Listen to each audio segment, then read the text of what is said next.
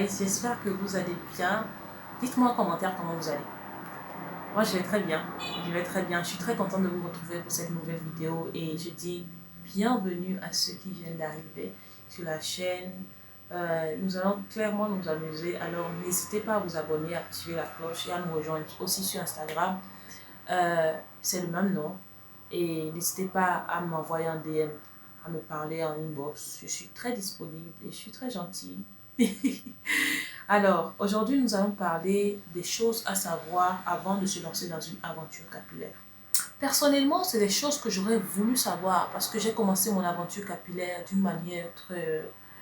Comment je vais appeler la manière? Très bof. Je vais commencer vraiment d'une manière très bof, c'est-à-dire que j'ai juste commencé après, tout est venu sur le chemin. Mais je suis allée comme ça. Je suis vraiment allée comme ça et je vous le déconseille fortement parce que j'ai perdu beaucoup de temps et beaucoup de cheveux. Oui, il faut le dire, j'ai dit totale vérité, zéro tabou, j'ai perdu beaucoup de cheveux. Je vous promets, j'ai perdu beaucoup de cheveux. Donc, pour remédier à ça, aujourd'hui, on va vraiment parler de ce qu'il faut savoir, d'accord? Ce qu'il faut savoir, et c'est comme quand on veut s'engager, on sait que c'est pour le meilleur et pour le pire. On sait le meilleur, on sait le pire, et quand on s'engage, bah, on sait que ce soit le bon côté ou le revers de la médaille, on va avancer quand même, d'accord? On va avancer quand même. Sans plus tarder, le premier point. Le premier point, c'est que les cheveux afro ont besoin de temps et d'attention. Je vous ai dit, no lie here. Pas de publicité mensongère, je ne mentirai pas. Ils ont besoin de temps et d'attention. Du coup, girl, si tu n'as pas le temps, touche pas tes cheveux. Touche pas tes cheveux, non. Touche pas. Non, touche pas.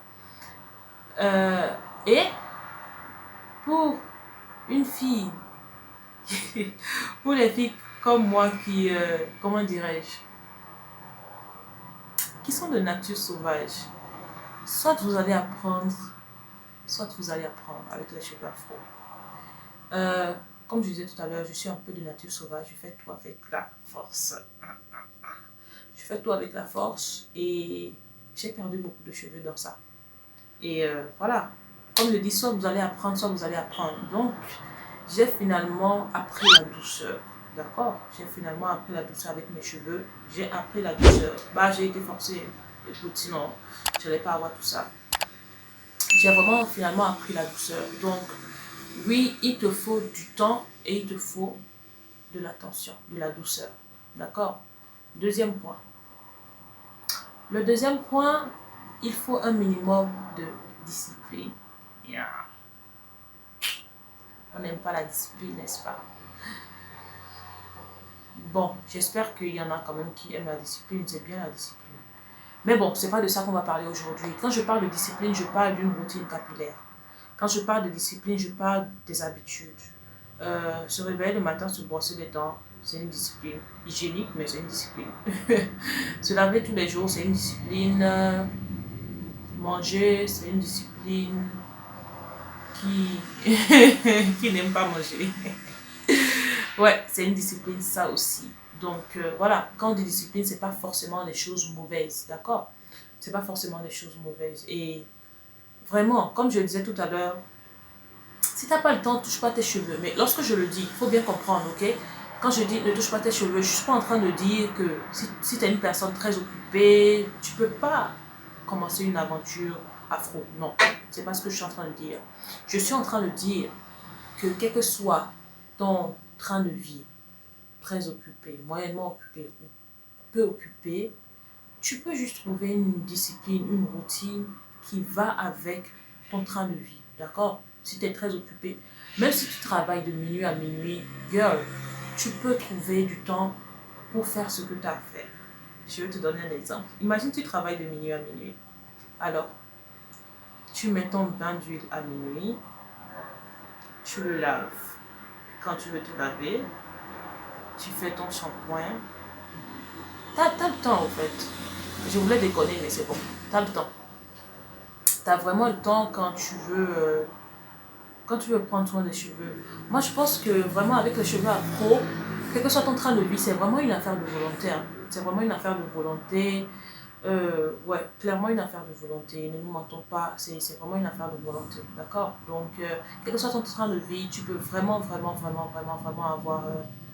avoir une aventure afro très réussie qui porte vraiment du fruit. C'est-à-dire, voilà, tes cheveux poussent, ils sont en bonne santé, ils ont du volume. Malgré ton train de vie, vraiment, c'est rien à voir au fait. Il faut vraiment avoir de la volonté. Parce qu'on a toujours du temps. Au finish, c'est quoi? Tu vas scroller, tu vas parler avec les amis, tu vas te promener, tu vas faire des trucs vraiment sans intérêt. Et si tu as le temps pour ça, bah, tu as le temps pour prendre soin de tes cheveux, quoi. Donc, franchement, tu as le temps. Le troisième point, c'est qu'il est très important. Il est primordial d'observer et de connaître ses cheveux. Vous allez trouver ça peut-être bizarre, mais les cheveux afro, c'est comme des êtres humains. C'est comme des enfants. Donc, vraiment, il faut apprendre à les connaître, apprendre, euh, les regarder. C'est-à-dire, quand je mets ce produit, est-ce qu'il va avec mes cheveux? Quand je mets celui-là, est-ce qu'il va avec mes cheveux? Et c'est très important pour ne pas gaspiller du temps, et gaspiller de l'argent, gaspiller de l'énergie, gaspiller des produits. D'accord? Et vraiment, en fait, c'est tout bénéf de vraiment connaître ses cheveux. C'est tout bénéf, en fait. D'accord? Donc, ce qui est bien de faire, quand j'applique un soin, j'essaie d'observer mes cheveux. Quelle est leur réponse face aux soins? Je vais vous donner un exemple simple. On va parler de la porosité après, mais je pourrais déjà avancer en vous disant que deux personnes qui ont la même porosité, le même type de cheveux, peuvent avoir des soins adaptés complètement différents. Pourquoi? Parce que ces deux personnes ont appris à observer leurs cheveux, ont appris qu'est-ce qui va avec leurs cheveux. Je ne peux pas mettre quelque chose que j'ai vu chez une youtubeuse ici ou là, juste parce que bah, je l'ai vu, non. Je peux essayer et c'est recommandé d'essayer. Mais il est très important de savoir observer et de voir est-ce que ce que je viens de mettre, est-ce que mes cheveux l'acceptent ou pas. D'accord? Donc, il ne s'agit pas de mettre beaucoup de produits pour la pousse, non. Connaître tes cheveux, c'est ce produit qui va avec eux, c'est ce produit que j'utilise et puis j'avance avec, mes cheveux vont pousser. Quatrième point.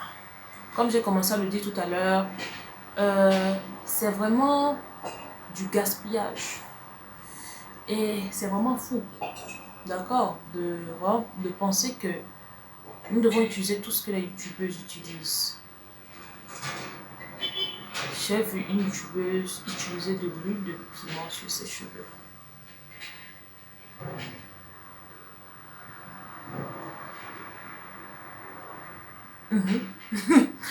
Non, non, pas moi. Non. J'en ai vu utiliser de l'huile de serpent.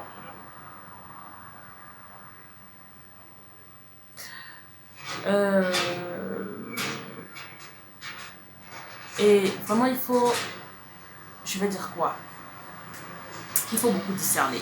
Il faut beaucoup discerner. C'est pas tout ce que les youtubeuses utilisent que je dois utiliser. Et il faut comprendre que même avec cette chaîne, lorsque je vais mettre des produits, voilà, des idées de soins, c'est vraiment des idées.